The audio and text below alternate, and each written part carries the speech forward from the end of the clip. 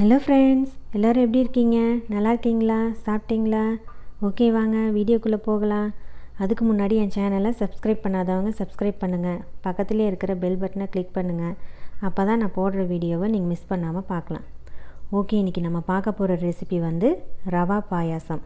இந்த ரவா பாயாசம் மேக்ஸிமம் 10 மினிட்ஸில் செஞ்சிடலாம். ரொம்ப சூப்பராகவும் சுவையாகவும் இருக்கும். உங்கள் குழந்தைங்களுக்கு செஞ்சு கொடுத்தீங்க அப்படின்னா ரொம்ப விரும்பி சாப்பிடுவாங்க.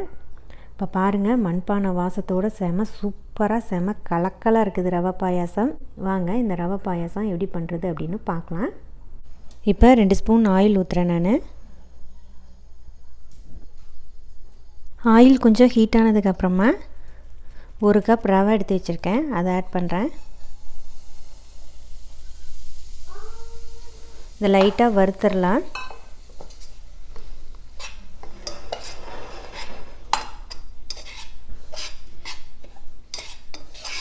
இப்போ பாருங்கள், ரவையை மிதமான சூட்டில் கொஞ்சம் லைட்டாக வறுத்து எடுத்தாச்சு. இது ஒரு பவுலில் மாற்றிடலாம். நம்ம அதே பேன்லேயே 2 ஸ்பூன் ஆயில் ஊற்றுறேன்.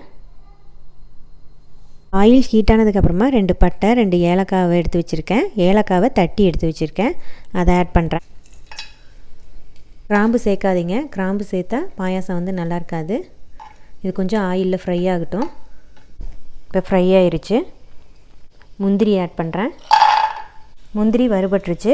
இப்போ திராட்சை ஆட் பண்ணுறேன். இப்போ திராட்சையும் முந்திரியும் நல்லா வறுபட்டுருச்சு. வறுத்து வச்சுருக்கிற ரவையை ஆட் பண்ணுறேன்.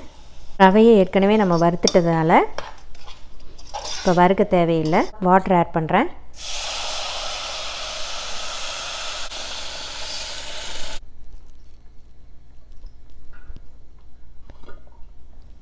ஒரு கப் ரவைக்கு 3 கப் வாட்டர் ஆட் பண்ணணும். அதை முன்னாடியே நான் சொல்ல மறந்துட்டேன். இப்போ பாருங்கள், ரவை கொஞ்சம் வெந்துருச்சு நல்லா. இந்த ஸ்டேஜில் நம்ம சுகர் ஆட் பண்ணிடலாம். 1 கப் ரவைக்கு 1.5 கப் சுகர் ஆட் பண்ணுறேன். உங்களுக்கு எவ்வளோ இனிப்பு தேவையோ அவ்வளோ சுகர் ஆட் பண்ணிக்கோங்க. இப்போ இதை கிளறி விட்டுடலாம்.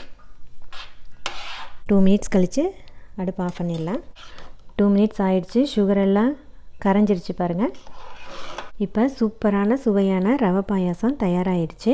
இந்த ரவை பாயாசம் உங்கள் வீட்டில் நீங்கள் மறக்காமல் ட்ரை பண்ணி பாருங்கள். சூப்பராகவும் சுவையாகவும் இருக்கும். இந்த வீடியோ உங்களுக்கு பிடிச்சிருந்தது அப்படின்னா லைக் பண்ணுங்கள், ஷேர் பண்ணுங்கள், கமெண்ட் பாக்ஸில் கமெண்ட் பண்ணுங்கள்.